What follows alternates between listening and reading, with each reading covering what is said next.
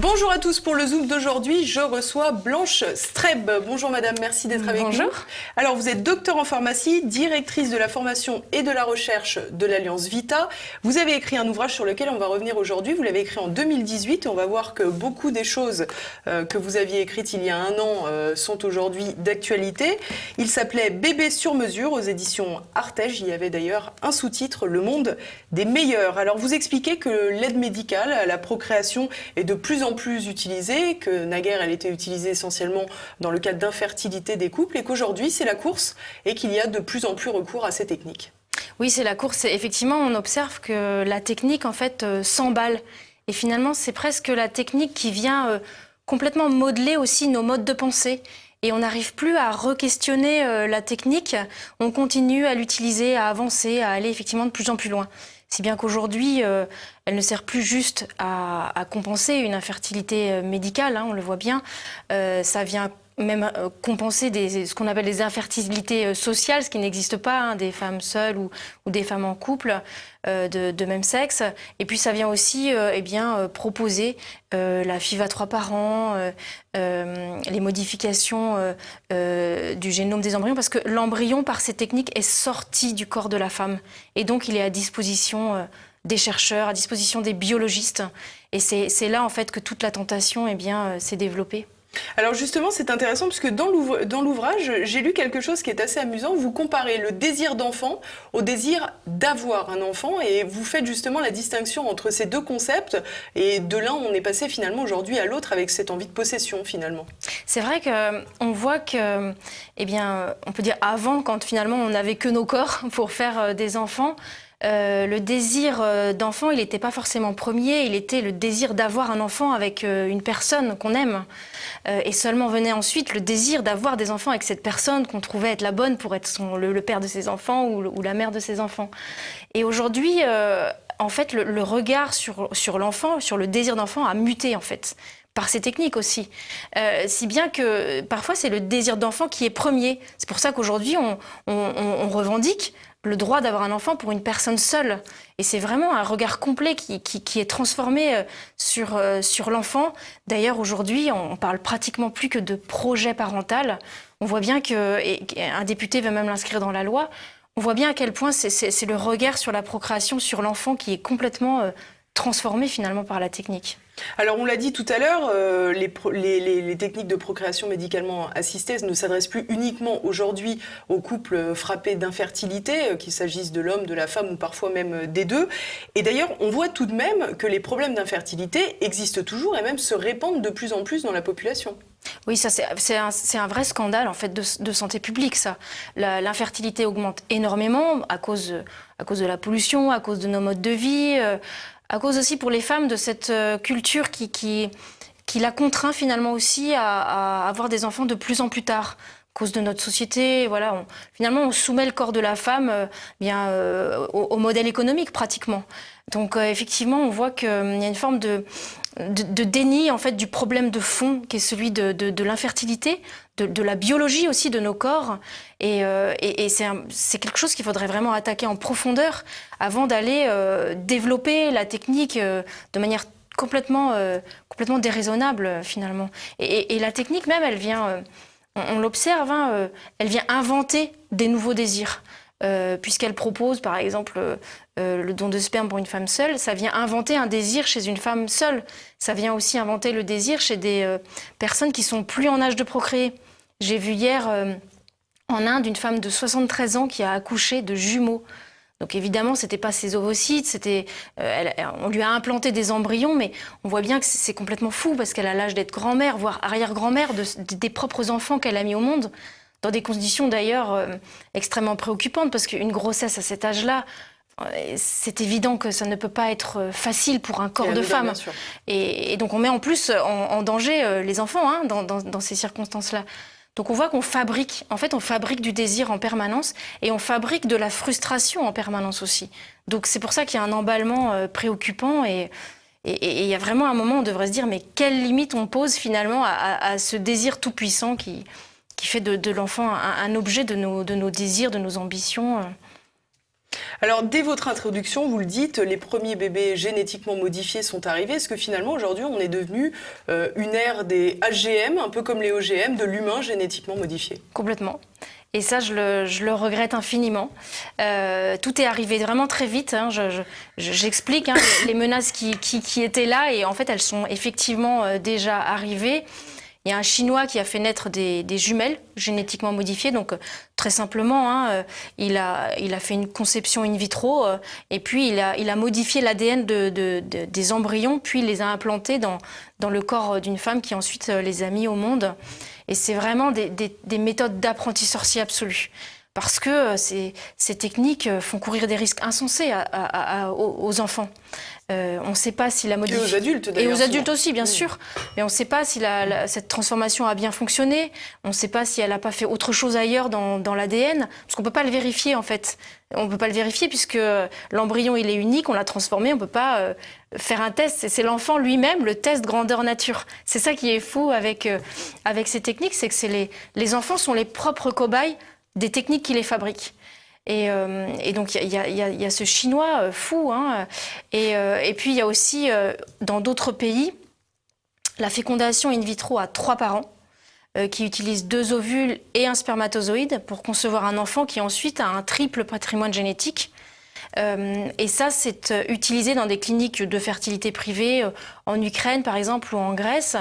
C'est proposé à des couples... En Grèce, au sein de l'Union européenne, donc. Oui. C'est proposé à des couples qui subissent des échecs de FIV classiques, en fait. Et donc là, on est dans une surenchère technicienne et on va leur proposer d'utiliser l'ovule d'une femme plus jeune pour concevoir l'enfant en y mettant l'ADN de celle qui veut être la mère génétique. C'est un bricolage complètement fou. Et là aussi, des enfants sont déjà nés de ces techniques. Alors, ce qui est préoccupant dans notre pays, c'est que ces menaces, elles sont plus que des menaces, en fait, puisque c'est concret, c'est aux portes, vous l'avez dit, aux portes de chez nous. On aurait pu s'attendre que dans le projet de loi bioéthique, il y a un certain nombre de barrières qui nous prémunissent. Et en fait, non, pas du tout. Ils ont ouvert la porte à tout ça. Donc là, vraiment, il y a un problème à dénoncer. Alors évidemment, ces différentes problématiques posées par le recours à la procréation médicalement assistée, c'est évidemment également le tri, la sélection des embryons. Vous en parlez également pour finalement arriver à ce que vous appelez dans le surtitre le monde des meilleurs, pardon. Le monde des meilleurs. Oui, en fait, on observe que quand on fait des fécondations in vitro, mais l'embryon, donc, il est disponible, donc pourquoi pas le regarder, pourquoi pas le trier avant de l'implanter dans le corps de la femme. D'ailleurs, Madame Buzyn a évoqué tout ça en commission, pas plus tard que ces derniers jours. Et finalement, pourquoi ne pas proposer à tout le monde de trier ces embryons avant de les implanter ? Il y a cette idée qu'il faudrait faire des diagnostics pour tout le monde, et puis aussi des diagnostics pour tout ce qu'on est capable de détecter, avec une marge d'erreur évidemment... Tout ce que l'on croit qu'on est capable de exactement, détecter. Avec une marge d'erreur évidemment très très importante, parce que on ne connaît pas tout de la génétique, puis on est aussi plus qu'un code-barre génétique aussi. Mais c'est vrai qu'il y a une forme de surenchère là aussi, là-dedans. On ne se rend pas compte qu'en fait, c'est la technique qui commence à guider notre mentalité là-dedans, avec l'idée qu'en fait, pour avoir un enfant en bonne santé, il faudrait passer par la technique. Alors que de manière naturelle, les choses se passent quand même pas si mal que ça de manière globale. Et là, on voudrait pousser, on pousse de plus en plus à contrôler les embryons, mais aussi évidemment à surveiller les grossesses. Alors nous, c'est assez encore réglementé, on va dire, en France, mais il y a des pays où on fait déjà vraiment n'importe quoi et où on utilise déjà de manière facturée dans des cliniques privées, encore une fois, ces méthodes pour choisir des embryons, par exemple pour sélectionner les embryons selon leur sexe. Ça, c'est une prestation qui existe à Chypre, aux États-Unis. Et voilà, finalement, on a détourné une sorte de technique qui prétend vouloir éviter des maladies graves pour des critères esthétiques, pour la couleur des yeux, la couleur des cheveux ou pour le sexe. C'est vraiment le bébé sur mesure. Alors vous dites justement que lors de ce tri des embryons, la moindre suspicion suffit finalement à l'éliminer. On a le sentiment qu'on avance effectivement vers une ère de l'eugénisme. C'est une ère de l'eugénisme, un eugénisme qui ne dit pas forcément son nom, un eugénisme qui est vraiment technique là pour le coup, qui s'installe tranquillement, doucement, on s'en rend pas compte, c'est un peu mou, c'est aussi démocratique finalement aussi, mais on se demande, vraiment on se demande jusqu'où on peut aller, et ça questionne en fait. Est-ce que on peut aujourd'hui, avec des informations sur l'embryon, avec des informations sur son ADN, juger de la qualité de vie future d'une personne? Au fond, c'est vraiment la question que ça nous pose. C'est ça, hein, le monde des meilleurs. Qui aura le droit finalement de passer tous ces tests, tout ce tamis au fond pour gagner un droit de vivre? Et je crois que c'est une vraie révolution en fait qui est en train de se passer entre accueillir un enfant, accueillir l'autre, ce qu'on rencontre pour ce qu'ils sont, ou gagner un droit de vivre. Et je crois que psychologiquement, y compris dans une famille, c'est un bouleversement extrêmement important. Et on est égaux en droit dans la déclaration des citoyens, mais évidemment, on ne naît pas génétiquement égaux. Mais là, il y a quelque chose qui est en train de se bouleverser. C'est que on ne naît plus juste pour ce qu'on est, voilà, la providence, la rencontre de corps, un peu le hasard. On va naître pour certaines raisons. Parce qu'on n'a pas eu tel critère ou parce qu'on a eu tel critère choisi. Et alors, le paroxysme de cette logique, c'est ce dont vous parlez également, c'est le frère sauveur. Le frère sauveur. Alors, quand un enfant est précisément sélectionné, vous l'expliquez, pour pouvoir aider le petit frère ou la petite sœur ou le grand frère, de fait, et la grande sœur qui a un problème médical. Oui, c'est ce qu'on a appelé le bébé médicament. Alors, il existe théoriquement dans la loi, mais alors finalement, on voit que c'est là où des fois la loi va tellement loin, elle ne rejoint pas le cœur des personnes. Il n'y a pas de couple qui a fait cette demande. Effectivement, ce bébé médicament, en fait, c'est un double tri. On trie d'abord les embryons pour en choisir un qui soit sain, qui n'ait pas la maladie que porte justement son frère ou sa sœur, et on sélectionne une deuxième fois dans ces embryons sains pour avoir un embryon compatible avec son frère ou sa sœur. Et ensuite, on fait naître cet enfant qui pourra donner son sang, qui pourra donner le sang de cordon, voire peut-être plus tard des organes. Oui, c'est une réserve à don d'organes, finalement. En quelque sorte, ça pose des problèmes éthiques extrêmement importants. Et il y a eu qu'un cas en France et il n'y a pas de demande en fait là-dessus, mais c'est quand même, on y a pensé. Donc c'est vrai que ça dit quelque chose quand même de la mentalité qui est... Penser à des films de science-fiction quelque part. Un petit peu, oui. Alors justement, là, on n'est plus dans la science-fiction. Il y a une technologie que vous évoquez, c'est la technologie CRISPR-Cas9, qui est passionnante, mais qui est aussi effrayante par les implications qu'elle peut avoir. Est-ce que vous pouvez nous expliquer ? Oui, c'est des nouvelles techniques de génétique qui sont assez récentes, qui, vous l'avez dit, sont extrêmement prometteuses en fait d'un point de vue thérapeutique, pour soigner des maladies génétiques, que nous pourrions tous avoir. Là où il y a un revers de la médaille, c'est souvent le cas dans les nouveautés, dans les progrès techniques. Le revers de la médaille, c'est le fait qu'on peut transformer aussi, si on le souhaite, les gamètes, les spermatozoïdes ou les ovocytes et les embryons humains. Donc en gros, c'est modifier la vie humaine dès son commencement, quand elle est dans une éprouvette. Voilà. Et ça, c'est toute une perspective incroyable qui s'ouvre à nous. C'est cette technique qu'a utilisée d'ailleurs ce scientifique chinois qui a fait naître des bébés génétiquement modifiés. Voilà, c'est la porte ouverte au bébé sur mesure. Pour le vulgariser, c'est un genre de découpage génétique et de réassemblage génétique. Effectivement, c'est une sorte de traitement de texte. On va dire qu'on a notre code génétique, voilà, des bases qui se succèdent. Et bien cette association d'une enzyme et puis on va dire d'une tête chercheuse est capable de couper l'ADN pour en enlever un morceau, pour en remettre un autre morceau. C'est un peu comme du traitement de texte, du copier-coller, avec une marge d'erreur extrêmement importante, évidemment. C'est une méthode qui ne garantit absolument pas qu'on fait les choses proprement. Là, encore une fois, si on va jusqu'à faire naître des enfants avec ces techniques, c'est des cobayes, c'est des essais d'hommes. Alors, il y a également un autre aspect que vous évoquez longuement dans cet ouvrage, que j'avais évoqué également avec le docteur Henri Oncaude. C'est un aspect qui est totalement évincé du débat public, du moins lors de la présentation de la loi de bioéthique, on n'en a pas parlé. C'est les conséquences directes sur la santé des enfants à naître lors de l'utilisation de PMA.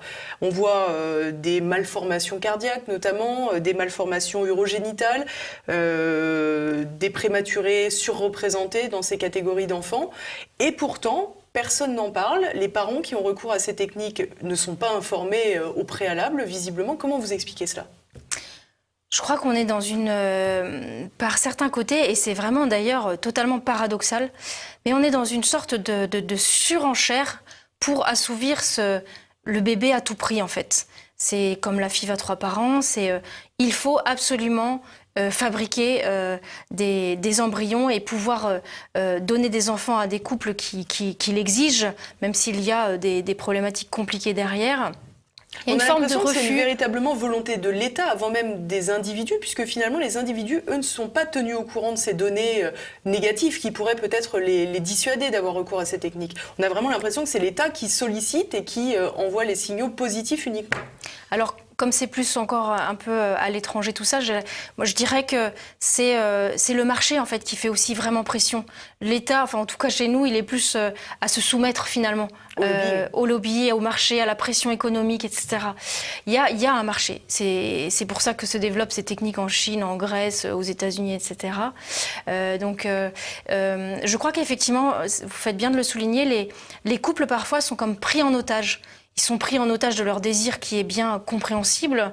On ne leur explique effectivement pas forcément toutes les implications. Et donc, il y a ce moteur puissant de rêver d'avoir un enfant en bonne santé qui devient la marchandise finalement exploitée par d'autres. Quelque chose de profondément injuste, je crois, dans cette manière effectivement d'exploiter le désir d'enfant qui est un désir beau, mais un désir aussi parfois à accompagner vers le renoncement, vers l'acceptation qu'il y a des limites à la condition humaine, il y a des limites à la technique. Et effectivement, l'enfant à tout prix n'est pas forcément quelque chose de juste à offrir à ces familles qui auront à assumer des enfants possiblement malades et des relations peut-être aussi interpersonnelles ou un impact psychologique de tout ça sur l'enfant qu'ils n'auront pas vraiment choisi finalement. Alors vous dites également que les enfants issus de FIV peuvent visiblement avoir une surreprésentation de l'infertilité. Finalement, on a l'impression que c'est un cercle vertueux du point de vue des entreprises qui vont proposer ces services. On fabrique une génération qui sera d'autant plus infertile, qui aura d'autant plus besoin de recours à ces techniques. C'est le jackpot pour eux. C'est vrai qu'il y a certaines techniques, on a l'impression que ça commence à se mordre, ça se mord un peu la queue. En particulier, quand on va faire chez un homme qui serait vraiment atteint d'une forte infertilité, où il aurait très très peu de spermatozoïdes disponibles, on va effectivement faire tout ce qu'on peut pour recueillir le spermatozoïde et puis ensuite on va forcer à faire une fécondation en intégrant le spermatozoïde dans l'ovule et ensuite voilà on va forcer effectivement la conception d'un embryon qui n'aurait sans doute pas pu exister dans des conditions on va dire naturelles. Et au fond, ces conditions naturelles, c'était aussi une manière finalement que l'espèce développe pour sélectionner ses propres pathologies. Une forme de darwinisme quelque part. Oui, en tout cas, c'est quelque chose, on va dire de naturel. Mais là, effectivement, si on force à la naissance d'enfants dans ces conditions, eux-mêmes peuvent être porteur de l'infertilité finalement qui peut être génétique aussi. Donc effectivement, on a reporté à la génération suivante le problème. Donc et là, on se dit bon bah tant pis, il assumera, il fera autrement. Il y a quelque chose où effectivement on se dit allons jusqu'au bout, l'enfant à tout prix, puis on verra bien, c'est lui qui en payera le prix quelque part et quelque chose de pas très juste effectivement dans ce raisonnement. Alors, il y a également un élément qui est particulièrement troublant au regard de tous ces éléments, c'est qu'on a le sentiment que ces enfants issus d'une FIV ne sont pas suivis en tant que tels, ne sont pas répertoriés en tant que tels, non content qu'on ne veut pas en faire des cobayes, mais on n'a pas de documents, on n'a pas de suivi parce qu'ils ont été issus d'une FIV pour les suivre en tant que tels sur leur parcours de santé. C'est vrai qu'à ma connaissance, il n'y a pas de suivi des enfants qui sont nés de procréation assistée artificielle, parce que après, on va dire, il y a un phénomène de perdu de vue. C'est-à-dire que les enfants, comme tous les autres enfants, sont suivis médicalement pour leur croissance ou diverses maladies infantiles, etc. Mais il n'y a pas forcément de corrélation faite avec le mode de procréation. Donc il y a une forme effectivement de perdu de vue. Puis il y a aussi sans doute une forme de on ne préfère pas savoir peut-être, parce que finalement on a quand même on décide de faire un peu des expériences. Donc, alors que sur d'autres phénomènes, il y a vraiment des suivis. Par exemple, sur la prématurité, il y a vraiment un suivi. Cet enfant est né prématuré, on va voir comment il se développe, comment il grandit, voilà, pour avoir des données rassurantes, pour savoir où on va quand on démarre la prise en charge d'un enfant, par exemple. Mais dans le cas de la procréation artificielle, il y a vraiment un phénomène, effectivement, de perdu de vue. Alors, ce qui est particulièrement surprenant, si on veut être trivial, c'est que Agnès Buzyn l'a dit à plusieurs reprises, elle souhaite que la PMA globale, c'est-à-dire pour toutes ou pour les couples hétérosexuels, soit remboursée par la sécurité sociale. Or, on vient de constater que c'est finalement un effet à rebond qui va se produire avec des pathologies plus nombreuses, une infertilité de la population plus prononcée. C'est aussi un scandale finalement de finances publiques qui est à venir. Bon, globalement, les enfants vont quand même bien quand ils sont nés, en tout cas, on va dire des techniques d'aujourd'hui. Celles que j'évoque un peu plus futuristes, mais qui sont intégrées au projet de loi, en tout cas pour un futur plus ou moins proche, ce sera autrement plus compliqué. Mais par rapport à cette question de la médecine, c'est vrai que aujourd'hui on dérembourse beaucoup de choses parce qu'on dit que c'est pas assez efficace ou pour d'autres raisons, parce qu'il faut trouver de l'argent finalement. Tout le monde sait à quel point le trou de la Sécu est abyssal. Donc effectivement, on sait aussi que la procréation artificielle, c'est pas un truc qui marche à chaque fois. Il y a quand même un couple sur deux qui reste sans enfant à la fin de tout un parcours. Donc c'est quand même... il y a seulement 17% de résultats, toutes méthodes de procréation artificielle confondues. C'est vraiment pas quelque chose de magique, loin de là. Donc il y a aussi quelque chose, je crois, là, il faut redire la vérité aux Français. La PMA, l'AMP, c'est pas magique en fait. C'est pas la panacée. Non, c'est pas du tout la panacée. Et donc il y a quelque chose d'assez incohérent effectivement à dire qu'on dérembourse des choses efficaces qui sont pas assez efficaces, et on rembourse des choses qui ne le sont pas en plus. Et ça c'est bien plus grave évidemment dans des situations où il n'y a rien à voir avec de l'infertilité. Une femme qui est seule n'a aucun problème d'infertilité. Enfin, ce n'est pas une question de... Elle peut être infertile par ailleurs, mais c'est pas ça le problème, en fait. Donc, on va venir détourner, finalement, la médecine.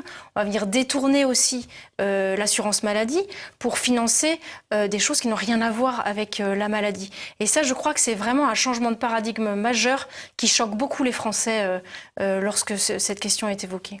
Alors on l'a vu, évidemment, la grande question autour de toute la PMA, c'est finalement savoir distinguer les cas vertueux, j'allais dire, et les cas qui nous emmènent peu à peu vers la modification de l'humain, le transhumanisme et la surmarchandisation de l'embryon et du bébé, finalement. Comment on peut distinguer justement cette frontière qui est très difficile à définir ? C'est difficile, effectivement, à définir. Je crois que au fond, il faut pouvoir se détacher un peu de cet emballement, de cette marche forcée, de ce rouleau compresseur de la technique. Il faudrait pouvoir prendre le temps de se reposer des questions. Qu'est-ce qu'aujourd'hui on fait ? Quelles sont les conséquences ? Parce que ça, c'est un vrai problème, c'est qu'on... En tout cas, dans l'analyse du projet de loi actuel, on le voit bien avec le travail en commission, avec l'audition qu'on a pu avoir, il y a comme un refus de voir les conséquences de ce qui est déjà en germe. Et ça, c'est vraiment très grave. Donc je crois qu'il y aura une prise de recul à prendre, vraiment, pour se reposer les questions. Cette technique, qu'est-ce qu'elle a de bon ? Qu'est-ce qu'elle a de moins bon ? Quelles sont les limites qu'on va vraiment vouloir mettre ? Là, aujourd'hui, on est dans une surenchère technicienne. On a vraiment l'impression qu'on est un peu dans le triomphe finalement de la manipulation. On est du triomphe finalement du marché aussi, de la technique qui vient commander à la loi bioéthique.